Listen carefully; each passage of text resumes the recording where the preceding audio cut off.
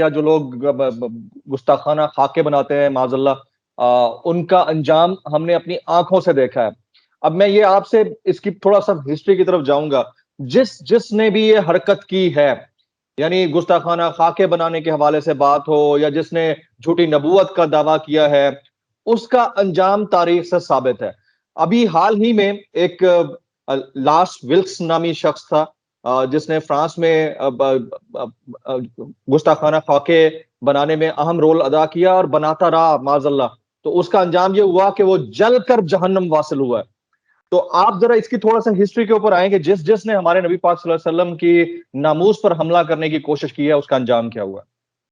جمیل بھائی، یہ تو ایک بڑی طویل ہسٹری ہے، لیکن سب سے اہم بات اس میں یہ ہے کہ رسول اللہ صلی اللہ علیہ وسلم نے فتح مکہ کے موقع کے اوپر عام معافی کا اعلان کیا تھا، عام معافی کی، لیکن چند نام لیے تھے، چند نام، اور یہ کہا تھا کہ یہ کعبہ کے غلافوں کے ساتھ بھی لٹکے ہوں تو ان کو قتل کر دیا جائے۔ رسول رحمت ہیں، ان سے زیادہ رحمت کسی کی نہیں ہے، تو ابن خطل کو تو کہا کعبہ کے غلاف کے ساتھ بھی لٹکا ہو تو اس کو قتل کر دیا جائے۔ اور ولد کا آپ کو واقعہ، نبینہ صحابی تھے، اور نبینہ صحابی کیا کہتے ہیں، میری اس لونڈی سے 2 موتیوں جیسے بیٹے ہیں، میری اس بیوی سے 2 موتیوں جیسے بیٹے ہیں۔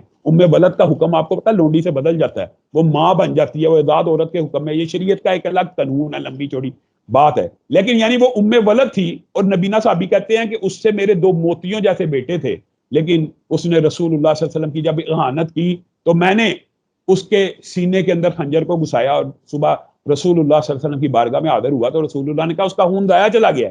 اسی طرح کعب بن اشرف کو خود رسول اللہ صلی اللہ علیہ وسلم نے صحابہ کو ترغیب دے کے کہا کہ اس نے گستاخی کی ہے اور یہ مسلمانوں کے خلاف اور میرے خلاف یہ حجب پڑتا ہے، تو اس کو رسول اللہ صلی اللہ علیہ وسلم نے کرایا۔ آپ دور حاضر میں آپ غازی علم دین شہید کے کردار کو دیکھ لیں کہ رامپال کے سینے کے اندر انہوں نے نوکے خنجر کو اتار دیا، لیکن بنیادی طور پہ جو آپ کا سوال ہے نا، میں اس حوالے سے ایک بات ضرور کرنا چاہتا ہوں، ان ربک لبالمرصاد، اللہ تعالیٰ مجرموں کی طاق میں ہے، اور اللہ تعالیٰ نے اپنی عجائب قدرت سے انا کفیناک المستہزئین اور انا شانیک الابتر کو ثابت کرتے ہوئے آپ کے اور میرے کلیجوں کو ٹھنڈا تو کیا، وہ جل گیا اور جل کے راکھ ہو گیا۔ سویڈن کا وہ جو کارٹونسٹ تھا، یہ عجائب قدرت میں سے ہے، یہ انتقام بھی ہے، اللہ تعالیٰ کا ایک نام منتقم بھی ہے۔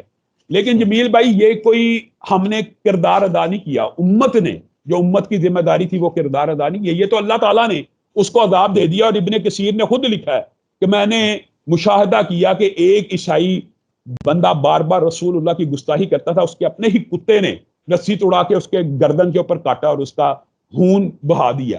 یعنی اللہ تعالیٰ عجائب قدرت سے مسلمانوں کے دلوں کو، کلیجوں کو ٹھنڈا کرتا ہے، اور کافروں کو، اور جو انا کفیناک المستہزئین، اللہ کا یہ وعدہ ہے کہ ہم آپ کے طرف سے کافی ہیں استہزاء اڑانے والوں کے لیے، لیکن یہ ذمہ داری جمیل بھائی امت کی ہے۔ امام مالک نے کہا اس امت کو زندہ رہنے کا حق باقی نہیں ہے کہ جس کے نبی کی توہین ہو۔ دیکھیں، امت نبی کی وجہ سے ہوتی ہے، اور امتی ہوتے ہی نبی کا کلمہ گو ہیں، تو اس امت کو باقی رہنے کا بھی حق نہیں اگر نبی کی توہین ہو اور اس کے گستاخ آزاد پھر رہے ہوں۔ ہمارا کردار کیا ہے؟ ہم نے یہ دیکھنا ہے، ہم اپنے کردار کو ادا کرنے میں مکمل طور پہ ناکام ہیں۔ بات کچھ طلح ہے، لیکن کئی جو پیٹنٹ اعترافی مجرم تھے، پاکستان نے ان کو بھی رہا کیا، اور پاکستان کے بعد حکمرانوں نے ان کی رہائی کا کریڈٹ بھی لیا۔ یہ دکھ اور افسوس کی بات ہے، گویا ہم نام کے مسلمان تو ہیں، لیکن ہمارے اوپر جو لائبلٹی ہے، جو ڈیوٹی ہے کہ گستاخ، اور یہ بات بھی سمجھنے کی ضرورت ہے۔ لوگ یہ سمجھتے ہیں کہ یہ ایک مذہبی طبقے کا نعرہ تھا، جوشیلا تھا، یہ ایک فقہی قاعدہ ہے، من سب نبیا فاقتلوہ، جو کسی نبی کو، یہ صرف رسول اللہ صلی اللہ علیہ وسلم کی شان تو نبیوں سے بہت بلند ہے، سب سے اعلیٰ نبی ہیں، لیکن جو کسی بھی نبی کی گستاخی کرے اس کی سزا سر کو تن سے جدا کرنا ہے۔ یہ ایک فقہی قاعدہ ہے، یہ اسلام اور شریعت کا ایک اصول ہے جو شریعت نے ہمیں دے دیا۔ ہم کیا اس اصول کے اوپر پورا اترے ہیں؟ ہرگز نہیں اترے۔ یہ بات نوجوان کئی مرتبہ جیسے غازی علم دین شہید ہو گئے، اور اس طرح کی ہماری تاریخ کے اندر واقعات موجود ہیں، انہوں نے جذبہ ایمانی کے ساتھ کیا۔ اگرچہ آج بھی ہم یہ کہتے ہیں کہ یہ حکمرانوں کا کردار ہے، اسلامی ریاست کو چاہیے کہ وہ قرار واقعی سزا دے۔ یہاں پہ ایک سوال ضرور بنتا ہے، جمیل بھائی 70 برس ہو گئے ہیں، کیا کسی نے پاکستان میں کبھی توہین رسالت نہیں کی؟ ایک نے بھی نہیں کی۔ یعنی ایک مجرم آپ ایسا دکھا دے جس کو پھانسی ملی ہو، تو جب پھر پھانسی نہیں ملی ہوتی تو مذہبی لوگ پھر یہ کہنے پہ مجبور ہوتے ہیں کہ اس کے اندر بہت زیادہ جانبداری اور مغرب کا پریشر محسوس کیا جاتا ہے، اور ہم یہ کردار سے ایمانوں میں ادا کرنے میں ناکام رہے ہیں، اگرچہ اللہ رب العزت نے آپ کا بھی اور میرا بھی کلیجہ ٹھنڈا ضرور کیا۔ بے شک۔ اچھا، اب میں بڑا امپورٹنٹ سوال کرنے جا رہا ہوں۔ جس طرح آپ نے ابھی تذکرہ کیا کہ یہ کسی ایک طبقے، کسی ایک گروہ کی ذمہ داری نہیں ہے، یہ امت مسلمہ کا معاملہ ہے.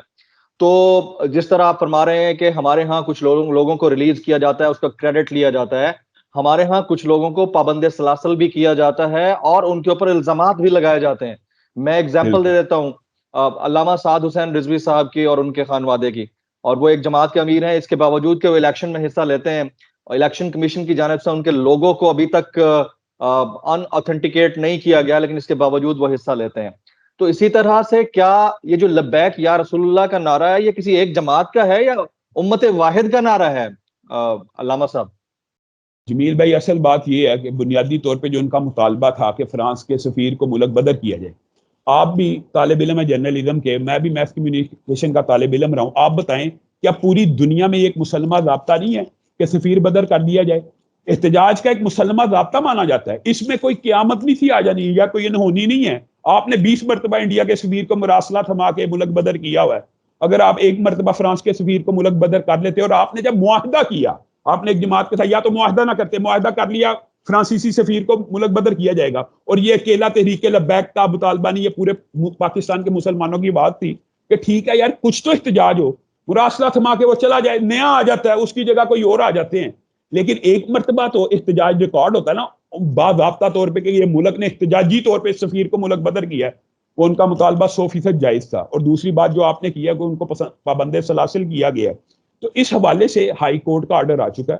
اگر آپ ملک کے اندر قانون اور آئین کو بالادست مانتے ہیں تو آپ ہائی کورٹ کی جو ڈائریکشن ہے اس کو مان لیں، یا تو آپ ملک کے آئین اور قانون کو نہ ماننے والے ہوں اور آپ کہیں کہ ٹھیک ہے ایگزیکٹو آرڈر ہی سپر ہمیشہ اس کو جو ہے نچلے یعنی قانونی اور آئین اور مقننہ کے جتنے اداروں کو اس کو سپرسیڈ کرے گا ایگزیکٹو آرڈر، پھر تو آپ ملک میں نیا لا بنا دیں. جب عدالتیں اس بات کے اوپر کہہ رہی ہیں کہ آپ نے ان کو غیر قانونی نظر بند کیا ہوا ہے تو آپ کو اس بارے میں غور کرنا چاہیے. آپ کتنی دیر ایگزیکٹو آرڈر کا سہارا لیں گے، کتنی دیر ایگزیکٹو آرڈر کے پیچھے چھپتے رہیں گے؟